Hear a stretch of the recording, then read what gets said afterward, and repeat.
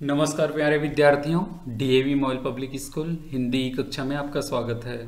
आज मैं कक्षा 8वीं में आपको व्याकरण खंड से अलंकार पढ़ाने जा रहा हूँ। बहुत महत्वपूर्ण विषय है अलंकार। इनके बिना काव्य की कल्पना भी नहीं की जा सकती। आइए आज एक सुंदर विचार के साथ आज की कक्षा प्रारंभ करते हैं। आज का विचार है, सफलता का रास्ता ईमानदारी की पटरी से होकर ही जाता है। अर्थात यदि जीवन में हम सफल होना चाहते हैं तो हमें ईमानदारी को पालन करना होगा, ईमानदारी से काम करना होगा, तभी हम जीवन में सफलता प्राप्त कर सकते हैं। इन्हीं सुंदर विचार के साथ आज की कक्षा प्रारंभ करते हैं। अलंकार। अलंकार का मतलब होता है गहना, जैसा चित्र में दिख रहा है। बड़े सुंदर गहने हैं, है ना। परिभाषा जानते हैं, जो किसी वस्तु को अलंकृत करे या चमत्कृत करे वह अलंकार कहलाता है। दूसरे शब्दों में हम कह सकते हैं कि काव्य होती है, कविता होती है, उनको सुंदर बनाने के लिए जो शब्दों का प्रयोग किया जाता है वह अलंकार कहलाता है ना। अलंकार का शाब्दिक अर्थ तो आभूषण ही होता है। मनुष्य प्राचीन काल से ही सौंदर्य उपासक है, सौंदर्य की उपासना करता है। चाहे वो अपने लिए अलंकृत करे या अपने शरीर के लिए अलंकृत करे, गहने को धारण करे, वैसे ही काव्य की शोभा बढ़ाने के लिए काव्य अलंकार की आवश्यकता होती है ना। जैसा कि चित्र में देख रहे हैं, जैसे कोई महिला है तो उसको और अधिक सुंदर बनने के लिए अनेक गहनों का, अनेक आभूषणों को वो धारण करते हैं और सुंदर लगते हैं। वैसे ही काव्य रचना में भी अलंकार का प्रयोग किया जाता है। आइए जानते हैं। और कुछ हमारे प्राचीन जो कवि है उन्होंने अलंकार के इन रूपों की व्याख्या किए हैं। इसमें से आचार्य भामा, उद्भट, दंडी और रुद्रट ये बहुत ही प्रसिद्ध है। इन आचार्यों ने काव्य में रस को प्रधानता न देकर अलंकार को प्रधानता दिया और काव्य को महत्वपूर्ण बनाने में अपना योगदान दिया। अलंकार 3 प्रकार के होते हैं। पहला होता है शब्दालंकार, दूसरा अर्थालंकार और तीसरा उभयालंकार।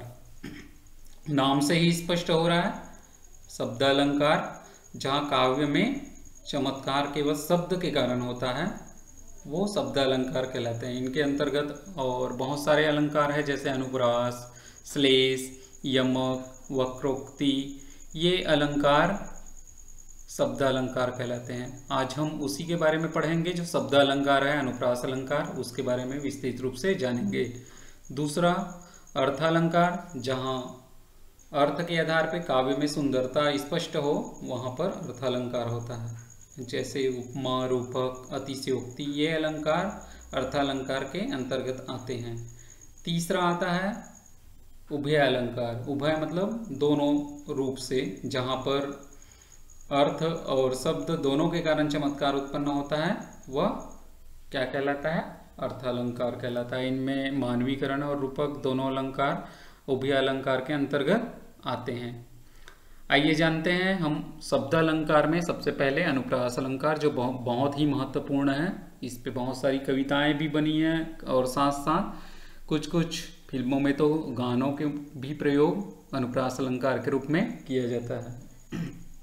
जैसे सुने होंगे आप लोग, है ना, चंदू की चाचा ने, ऐसे जो कुछ पंक्तियां बोले जाते हैं वो भी। मगर जब हम अपने प्रश्न पत्र में उत्तर लिखने हो तो ऐसे जो फिल्मों के गीत हैं और गद्य के जो रचनाएं हैं उनको नहीं लिख सकते। उनके लिए हमको काव्य रचना, क्योंकि काव्य रचना में ही अलंकारों का प्रयोग होता है। तो अनुप्रास अलंकार क्या है?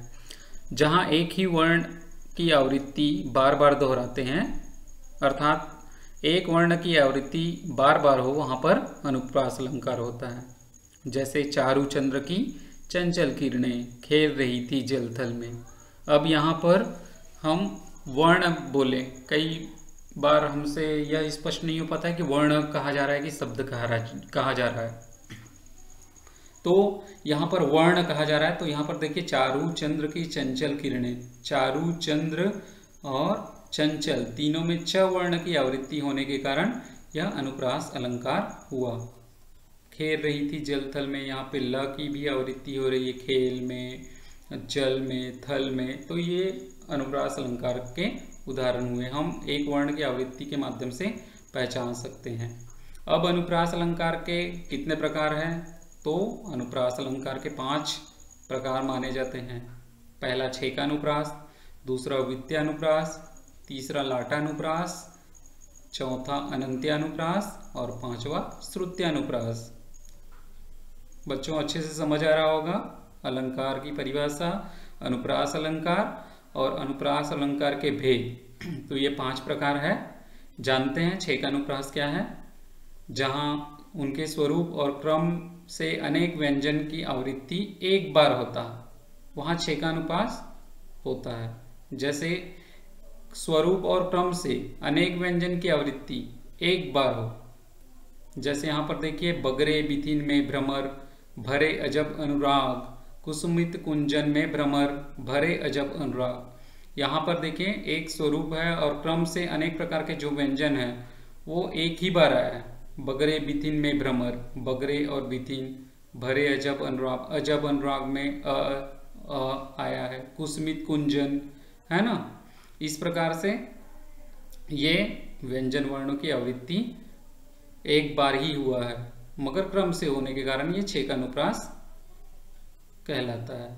दूसरा वृत्त्यानुप्रास, यहाँ पर एक व्यंजन की आवृत्ति अनेक बार होता है, जैसे चामर सी, चंदन सी, चंद सी, चांदनी चमेली, चारूचंद। यहाँ पे च की आवृत्ति देखिए अनेक बार हुआ है, एक ही व्यंजन वर्ण है, च व्यंजन वर्ण है, इनकी आवृत्ति बार बार होने के कारण यहाँ वृत्त्यानुप्रास है।